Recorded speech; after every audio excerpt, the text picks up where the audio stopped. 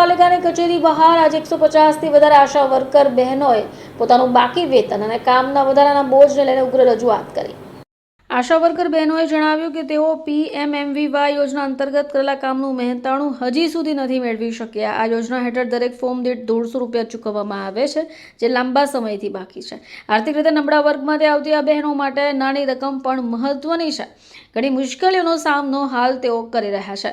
જાણવા મળ્યું છે કે તેમને TB અને મોતિયા જેવી ગંભીર બીમારીઓ તપાસવાનું કામ પણ સોંપાઈ ગયું છે, જ્યારે તેઓ ડોક્ટર છે જ નહીં. આ ઉપરાંત તાજેતરમાં આધાર કાર્ડમાંથી આભા કાર્ડ બનાવવાની કામગીરી પણ સોંપાઈ છે. મેલેરિયા અને antenatal care PNC postnatal care જેવી નિયમિત કામગીરી ઉપરાંત વધારાના કામોથી બોજ વધી ગયો છે. આશા વર્કર્સને ઓનલાઈન કામગીરી કરવા માટે પણ કહેવાય છે, જોકે જરૂરી સાધનો તો અપાતા જ નથી.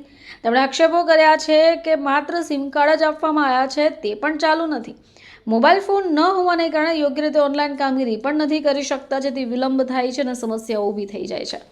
હવે વિરોધ કરતી આશા વર્કર બહેનો સુરત મહાનગરપાલિકાના આરોગ્ય અધિકારીઓને મળીને રજૂઆત કરી છે. માંગણી કરી છે કે બાકી રહેલું વેતન તાત્કાલિક ચૂકવાય, કામના બોજને ઓછો કરાય, પગાર વધારો કરાય અને કાયમી કર્મચારી તરીકે ગણવામાં આવે. જોકે આ માંગણીઓ સ્વીકારવામાં નહીં આવે તો આગામી સમયમાં આંદોલનને વધુ ઉગ્ર બનાવવાની ચીમકી પણ ઉચ્ચારી ચૂક્યા છે. બ્યુરો રિપોર્ટ, ચેનલ આઈ વિટનેસ.